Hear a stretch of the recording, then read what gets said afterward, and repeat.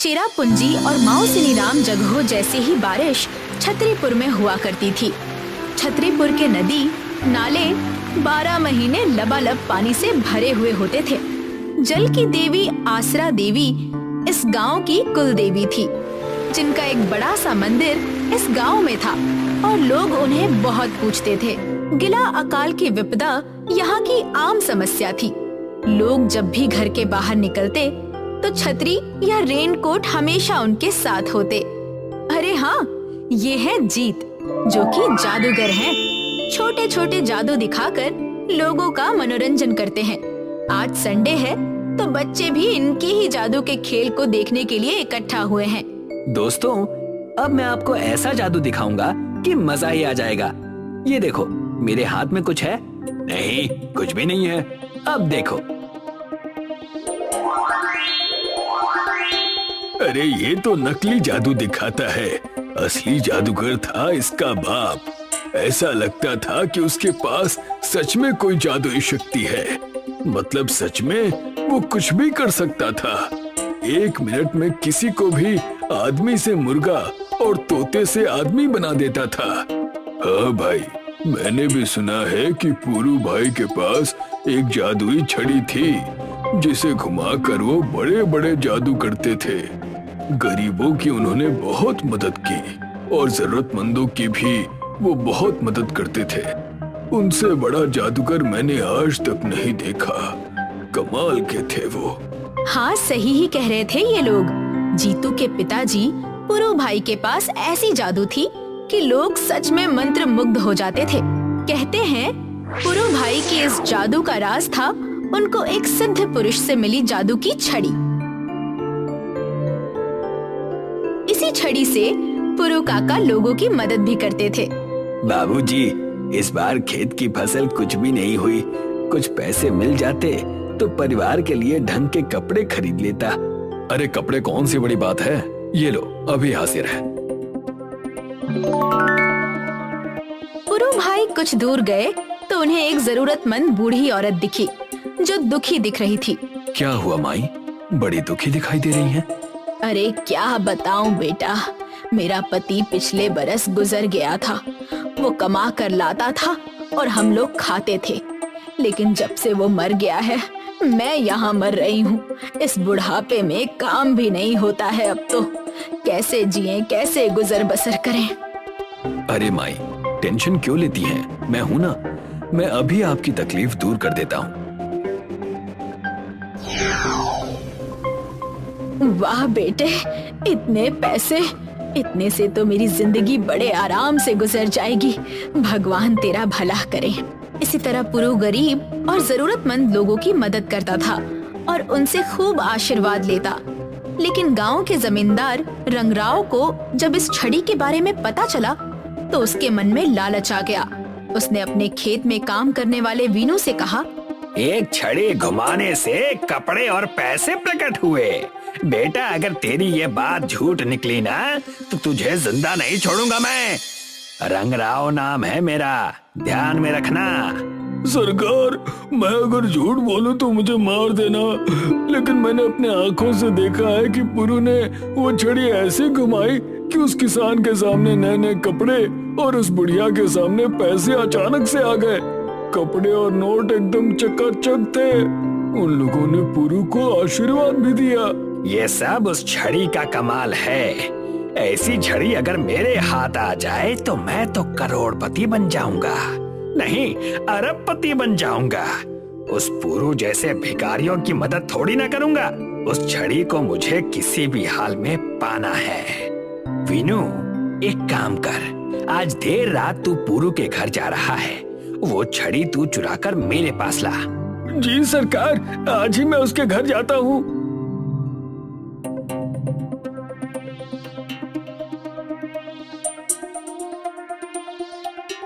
जब वीनू पुरू भाई के घर में घुसकर जादुई छड़ी की तलाश करने लगा तो उसे वो छड़ी सो रहे पुरू भाई के बगल में दिखी। उसने चुराने के लिए हाथ बढ़ाया तो पुरू भाई की आंखें खुली। तो तू मेरी ये जादुई छड़ी लेकर भागने की कोशिश कर रहा था? अभी तुझे मजा चखाता हूँ। नहीं, मुझे जाने दो, मुझसे गलती हो गई, मुझे जाने दो।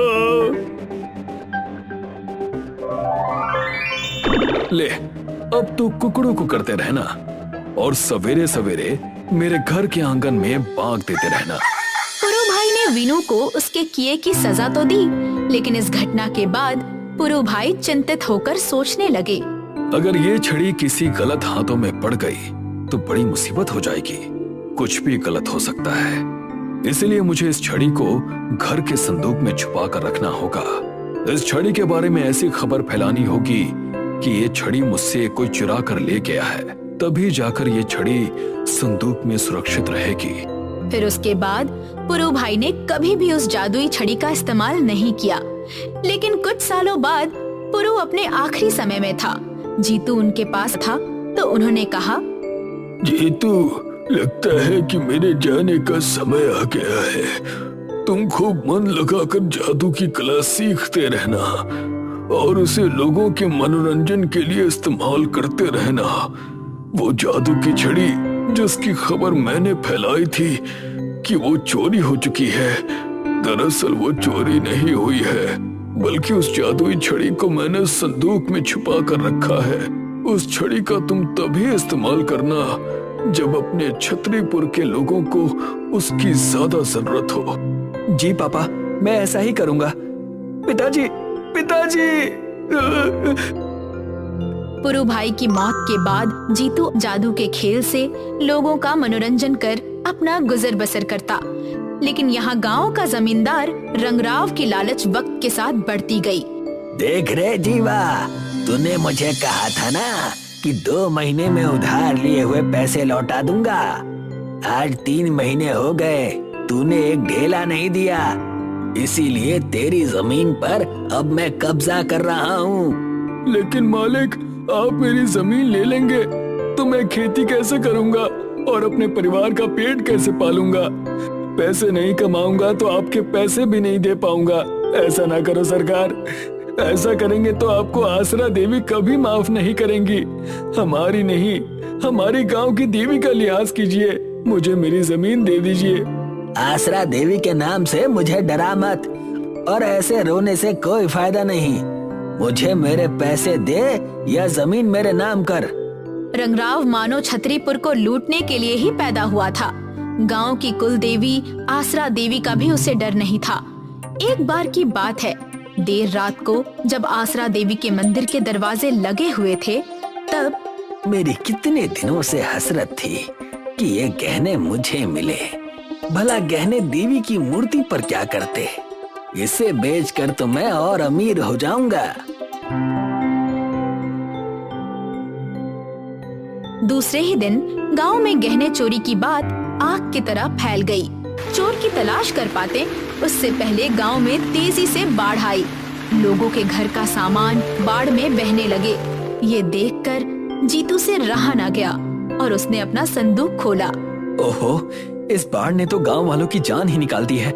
गांव को मेरी जरूरत है और यही सही समय है जादुई छड़ी को इस्तेमाल करने का। उसी के इस्तेमाल से मेरे गांव वालों की जान बच सकती है। मेरे छतरीपुर गांव के लोगों की रक्षा कर। फिर क्या था, उस उल्टी छतरी में गांव के सभी लोग समाये और वो छतरी उड़ते हुए गांव के बगल वाले पहाड़ के पास आकर ठहरी। सभी लोग पहाड़ पर उतर गए। ये कोई साधारण बाढ़ नहीं है, ये आसरा देवी का श्राप है जिसने मंदिर में जाकर देवी के गहने चुराए हैं। अगर वो चोर ना पकड़ा गया तो ये बाढ़ पूरे गांव को खा जाएगी। लेकिन चोर का पता कैसे चलेगा बाबा? मेरे पूर्वजों ने कहा था कि जब देवी नाराज होती है तो भयानक बाढ़ आती है। बारिश आती है तो उस बारिश में भी जो गीला ना हो वही गुनहगार होता है। जाओ जाकर देखो हम में से कौन है जो यहाँ पर सूखा है।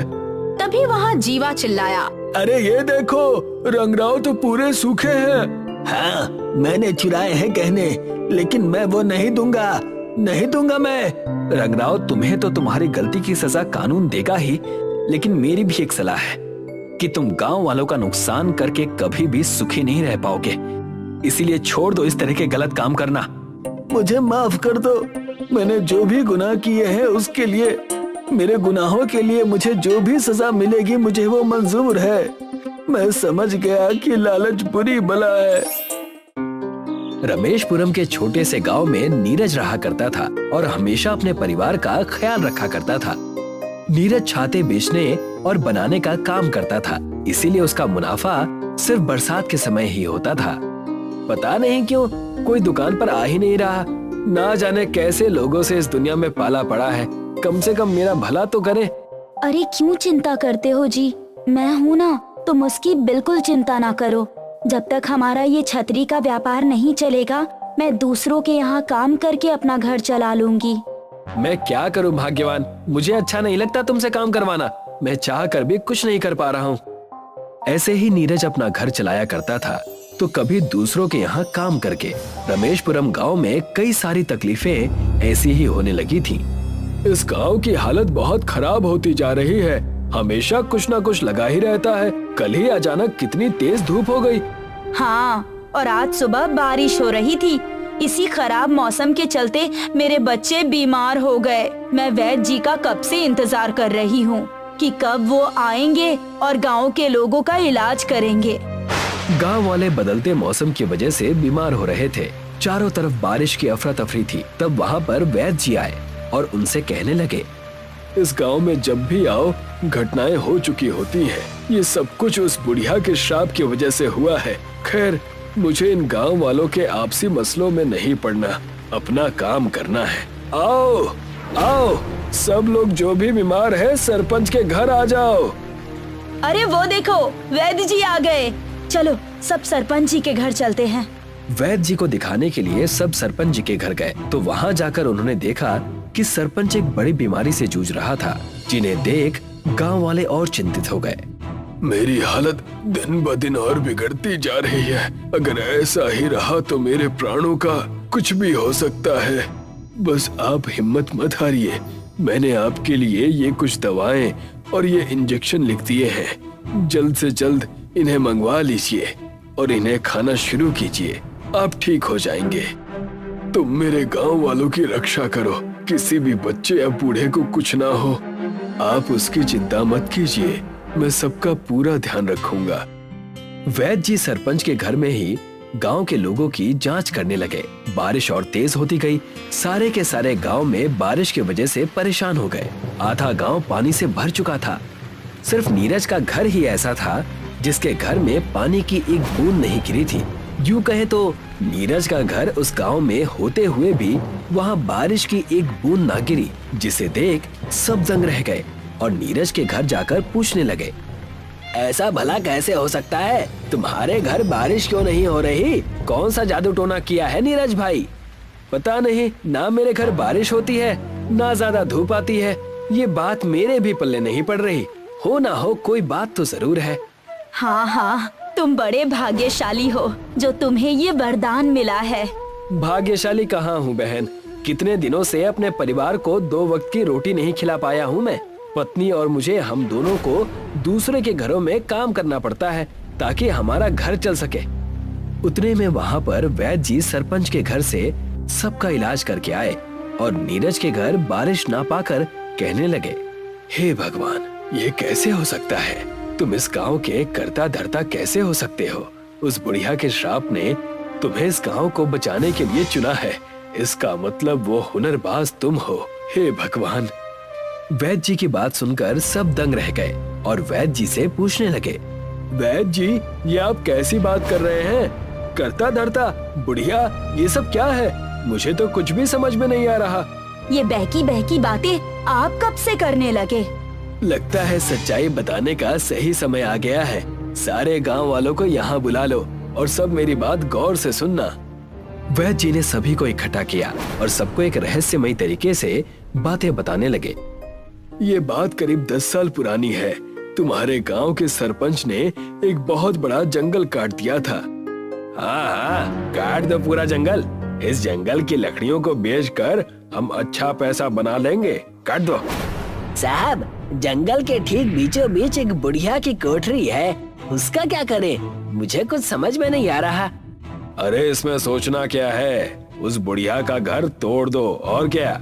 सरपंच के इतना कहते ही उन सब ने मिलकर बुढ़िया का घर तोड़ दिया और जब बुढ़िया वहाँ आई तो पूरा जंगल कटा हुआ और अपना घर टूटा देखकर कहने लगी, तुम सब पापियों का नाश अवश्य आएगा। तुमने मेरा घर और परिवार उजाड़ा है, तुम्हारा घर और परिवार उजड़ जाएगा। ये जंगल मेरे परिवार से कम नहीं था। जी कृपा करके ऐसा श्राप न दे, मुझसे बहुत बड़ी गलती हो गई, मुझे माफ कर दीजिए, माफ कर दीजिए। इस श्राप से मुक्त होने के लिए तुम्हारे गांव में हुनरबाज आएगा, जो अपनी हुनर से गांव को प्रलय के प्रकोप से बचाएगा। उसकी बनाई हुई चीज को अपने घर पे लगा देना। ऐसा करते ही तुम्हारी सारी समस्या ठीक हो जाएगी।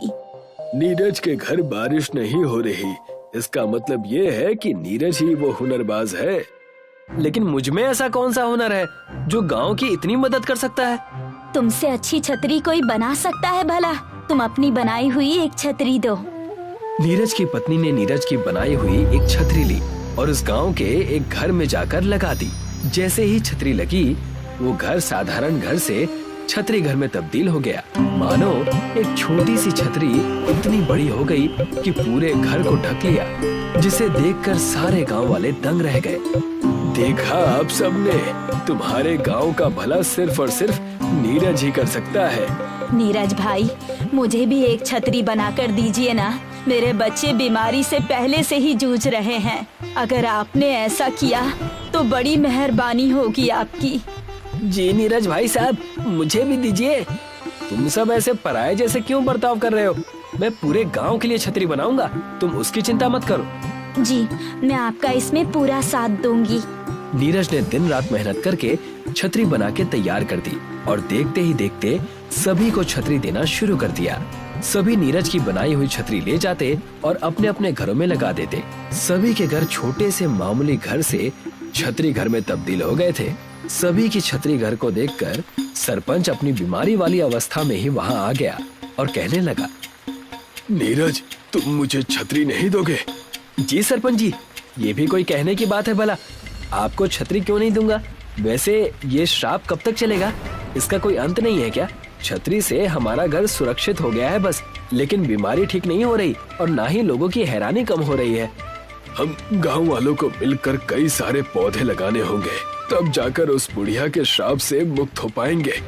बल्कि आज ही हम सब मिलकर पेड़ पौधे लगाना शुरू कर देते हैं, जिससे उस बुढ़िया का श्राप चला जाए। मैं ठीक वैसा ही करूंगा।